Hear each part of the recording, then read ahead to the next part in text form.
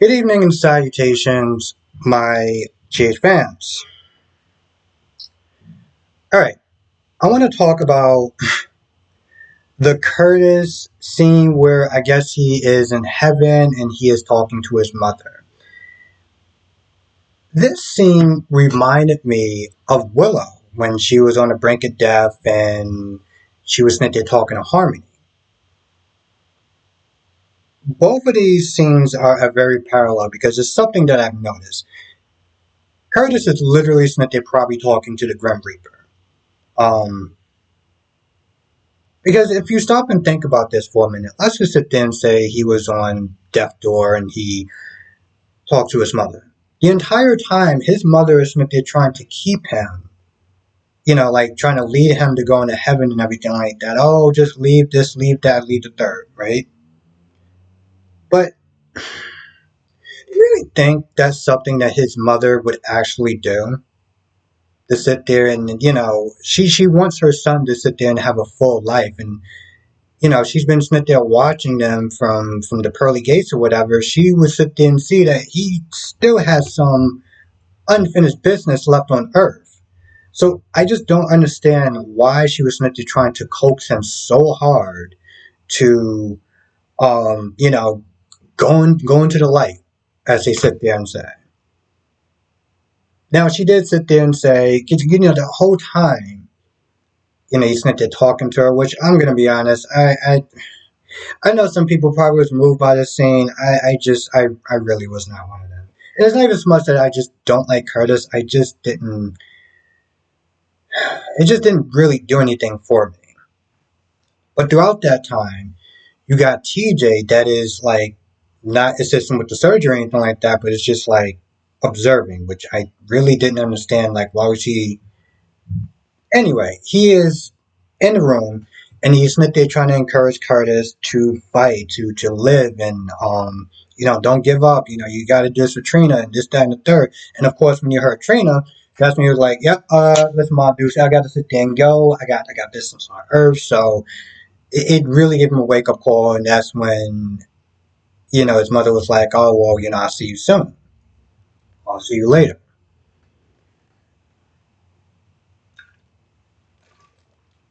But it felt more like the Grim Reaper than his actual mother. Now, moving on from that,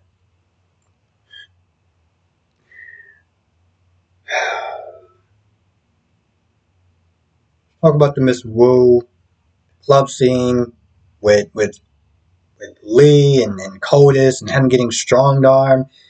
And again, listen, I know this is a soap opera, so I got to sit there and suspend a lot of my belief, right? A lot of my disbelief, whatever you want to call it.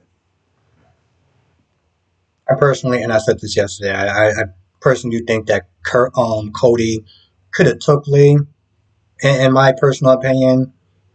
And hell, if I was the size of or even if it was somebody that was like my same stature, for instance, right? And Miss Woosnick that threatened me with him, I would have felt insulted.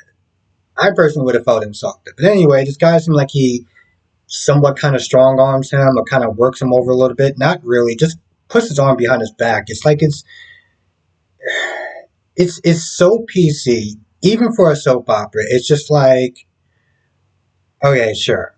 But he does sit there and say to Selena that he's going to be coming to some money, 10 million.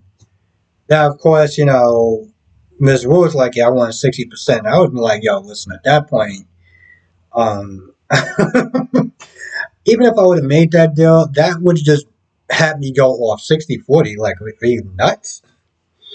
Um, but she does sit there and let him go for now. And when they're outside, and he's looking at his phone, and he calls Sasha, and Miss Wu kind of gets close to him, and at this point, I have no idea what the hell she's doing because I'm just like, she keeps touching his face. Like, are you trying to intimidate him? Are you trying to seduce him? I don't like what is this scene supposed to mean? But of course, Sam is there taking pictures, and then she gets a tap on the shoulder. Now, my first thought was it's Lee. Because like she said, wherever you go, Lee's gonna sit there and find you. But then you see the previews, and the previews like, oh, well, why did you scare me like that? So I don't think it's Lee. I was gonna sit there and say it's Lee, but I was like, I don't think it's Lee. It could be Spinelli. Who the hell knows? Um,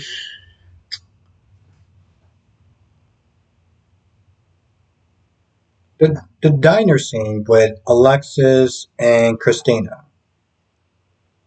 It almost felt like Christina took the information that Sam and Alexis were saying as far as slowing down the brakes on offering to be a surrogate for Molly and just completely dumped it. Because in that scene, she's like, I really want to sit there and be a surrogate. I really want to sit there and do it. And it was like, we did all see the same episode, right? When they were both sitting there cautioning her, yo, listen, it's a lot. It's something to really think about. And there's a part where Maxie's there and Christina asks her about surrogacy. And Maxie's like, all right, let me sit there and take some time to kind of wrap my head around that or whatever. And she picks up whatever she picks up and she heads out. And Alexa's like, that was so insensitive. And I'm like, it really wasn't though. It was just a general question. And of course, Alexa's like, well, only if you want to. And it's like, obviously, well, if Maxie didn't want to sit there and say anything, she could just be like, I don't want to say anything. She's a grown ass adult. Like, she doesn't need you to sit there and hold her hand, like, but if you don't want to say anything, it's okay. It's like, no. So her sitting there saying it was insensitive, it was like, first of all, it just really reminds me of just how much of a PC world we actually live in. And second of all, it was just a question. Like, when you get to a point where it's like you can't ask questions, and she didn't do it in a very aggressive or nasty tone or anything like that. She was just like, well, how, what was it like being a surrogate? It was fine. Like, it was literally fine. Um, Now back at the house, Chase does arrest Sasha. And, Sasha was like, oh, what are you talking about? This is practically free, yada, yada, yada. I work with the company, blah, blah, blah, blah. I was like, I'm trying to excuse a lot of what you're saying because you are high right now, but, it was like, you kind of trying me there. And of course, even Michael and Willow was like, yo, what's going on? And that's when they're like, oh, you were stealing. So they take it down to the station. And how even Michael and Willow was like, yeah, she was acting a bit off. She was acting off. And she's not normally that hype, not like that. Anyway, eventually Gladys does get down there. Maxie's able to sit there and take care of the charges, and they do show Sasha, um, stealing stuff or whatever. At this point, she's like, she doesn't even remember what she did. And Gladys just stands there, and she just sits there and puts her arm on her shoulder. It's like, no, it's okay. It's just a mistake. And, the entire time, I feel the audience. I feel the audience just literally steaming, just like really pissed. Because it's like, you sit there and you want to act like you care about this woman. And you are, what I'm saying? Like, it's not cool to sit there and mess with someone's mental health. Okay? Like point blank period. It's not okay. It is so wrong for so many different reasons. Messing with someone's mental health is could be as damaging as messing with them on a physical level. So, when I do these live streams and I see people always talk about how Gladys is a POS and stuff like that, it's like you see that scene, it's like, okay, yeah, how people feel. When they're listening to saying they don't like Gladys and stuff like that, because I've seen it in my comments. Sometimes I'm super busy and I can't always reply to comments, but I do sit there and see it in the comment section. So, yeah, that happens. And Alexis calls Sonny to Kelly's to talk about Christina, but she doesn't even really get to the heart of the matter. She's just like, oh, I think that she's overwhelmed with the whole shelter thing, and she can need your guidance because she listens to you. And at the while, Sonny's just like, I feel like this is not the only reason why I'm here for. And she's like, well, you'll be right. And I'm like, so instead of actually talking to him about what is really bothering you, you just start off with the shelter. It's like going in. It's like it's not going in circles, but it just seems to be a waste, right? And you can tell maybe that scene was kind of there for padding. They're gonna get more into it tomorrow, but it was just like it just seemed like it was padding for the day. That was the point. Now, this hospital scene, I'm gonna be honest, again, I really didn't care about any of it, nearly any of it. But it's something that seems like it's kind of out of pocket. That's actually just out of pocket at this point. Now, there's the whole Marshall and Sonny scene. There's a point where Sonny gets there, Marshall's there, Nina's there, and it seems like he's about to really get into it. It seems like he's about to really get into it with Sonny because you see the look on his face. But then Sonny, like, offers his hand and, like, as a shake or whatever, and he shakes and you start talking. They're very cordial. But I'm like, wait, let me get this straight, Marshall. You had issues with this guy since day one, right? Because, all mobsters are the same. And this is a bad guy, and yada, yada, yada, yada, yada. He kept Snittig giving Sonny smoke, right? I feel like if this was any other mobster that did not have the patience that Sonny had, um, he would have been probably taking a couple of trips to the hospital. It's arrange a little slip and fall. But whatever. You know that Sonny was at the Metro Court. You know that Curtis was at the Metro Court. It was a shooting that happened. And of course, Sonny Smith is saying, well, when I find this person, I'm going to find this person. You're sitting there thinking, wouldn't it make more sense for Marshall to really sit there and give Sonny smoke as far as like, oh, your violent world and everything like that. And, now my son is in the hospital fighting for his life because of you and your work and stuff like that. Because I've seen that happen plenty of times. That people have said, I've seen Lulu that literally went off on Sonny because Dante got shot in Sonny's warehouse. Even though Sonny had nothing to do with that, she went off on him. Which I was completely pissed off, but she went off on him. And now we have this scene where it's like he's really mellow and just kind of chatting it up, and I'm just like, what? And I cannot be the only person that know that there was something off about that scene. No, I'm not. I'm not. The rest of that scene just kind of plays out like Trina is feeling guilty, Portia's feeling guilty. I think somebody tries to tell some stories to kind of lighten the mood. And then, of course, towards the end, TJ comes back. And there's one scene, right, where everyone's sitting there looking at TJ towards the end. And the only person who's kind of looking down, like, there's a part where it's like, Molly's just looking down for some odd reason. Like, she looks at him, but then she, like, looks down, like, this awkwardness. And I'm just like, so, when we're going to sit there and recast her? Because, I mean, granted, that's not the only reason why, but I just felt that was so off.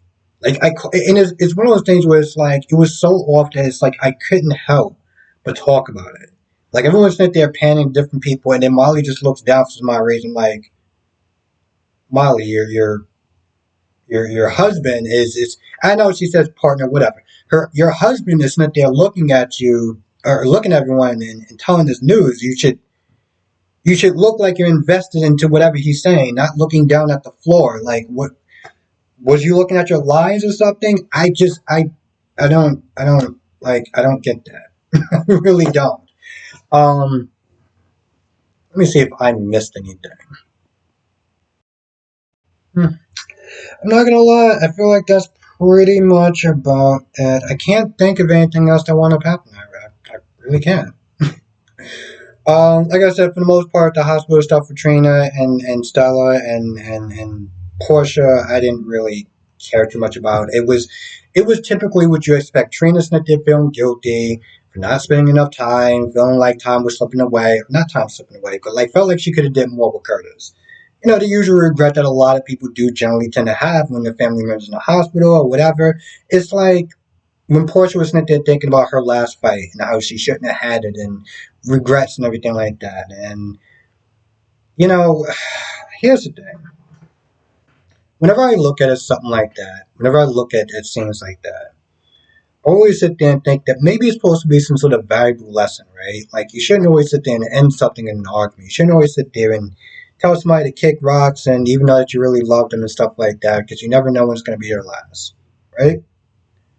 Sometimes if you really sit there and think like that and it's one of those things where it's like it's easy to sit there and say that. It's very hard to do because we're human beings. Okay, we're gonna sit there and argue, we're gonna sit there and waste time and stuff like that. That's what we call regrets. That's what we call regrets, and we all have them. And any person that sits there and says, well, I live by no regrets, it's like, okay, badass, sure, you keep telling yourself that. I'll see you in therapy at some point sooner or later. Because we all have regrets. And I think that's what that scene was supposed to sit there and maybe symbolize, like, spend time with loved ones and don't end things off in an argument. And it's like, well, that sounds all peachy and clean, but, people are human. So, like, I don't really know what the, like, the lesson that's supposed to be there, not to sit there and say it's supposed to be a lesson, but a lot of times in these shows, and they have things like that, and they have these characters that regret things, I feel like there's supposed to be some sort of lesson that's supposed to be learned, but I've realized after a while that it just, like, the lesson is called life and regrets. Um, Anyway, I feel like that's pretty much about it. I can't think of anything else that wound up happening. So, with that being said, I'm going to go. But if I missed anything, that's right. Come to the live stream tonight, 8 p.m. Eastern, 5 p.m. Pacific. We'll sit there and go over all the shows, YNR, Days, GH, and BMB. You know, notes on BMB. I have to sit there and try to craft it how if I'm going to do a review on it because it just really felt like yesterday's episode. For the most part. So I'm kind of weighing if I'm actually going to do a review on it or not. But I did do a review on Days of Our Lives. I thought that was actually pretty interesting. So if you are a Days of Our Lives fan, definitely sit there and check that out. Also, share the videos if you can.